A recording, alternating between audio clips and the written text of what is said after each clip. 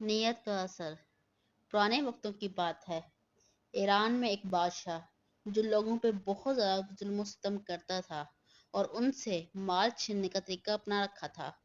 لوگ اس سے بہت زیادہ تنگ آ چکے تھے کہ ملک چھوڑ کر بھاگنے لگے۔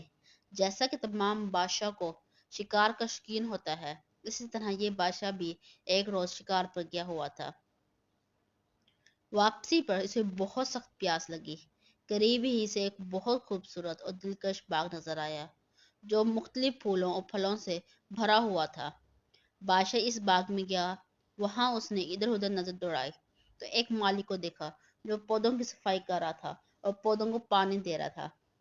بادشاہ نے مالی سے پانی طلب کیا۔ مالی فوراً گیا اور ایک بہت بڑا سا انار توڑ کر لے آیا اور اس کا رس نکال کر بادشاہ کو گلاس میں پیش کر دیا۔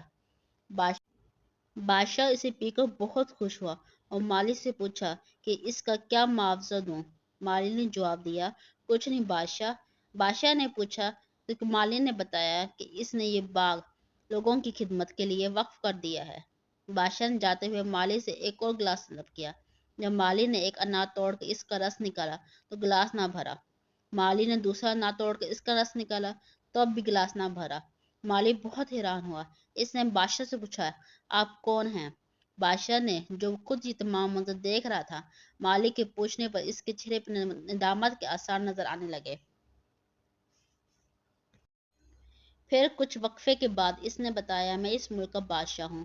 پھر کہنے لگا کہ پہلا گلاس پینے کے بعد مجھے اتنا مزہ آیا کہ اس باغ کو حکومت کے لیے مختص کرنے کا سوچ رہا تھا، لیکن دوسرا گلاس پینے کی خواہش اور ایک کے بجائے دو دو انار سے بھی گلاس نہ بھرنے کا واقعے نے مجھے بہت اثر کیا، اور اب میں اپنی پچھلی ظلم اور جبر سے تائب ہو کر یہ عہد کر رہا ہوں کہ آج سے میں اپنی رعایا کے مال کو کبھی بھی نہیں چھینوں گا، بلکہ ایک نیک اور اچھا بادشاہ بن کر ان کے دلوں پر حکومت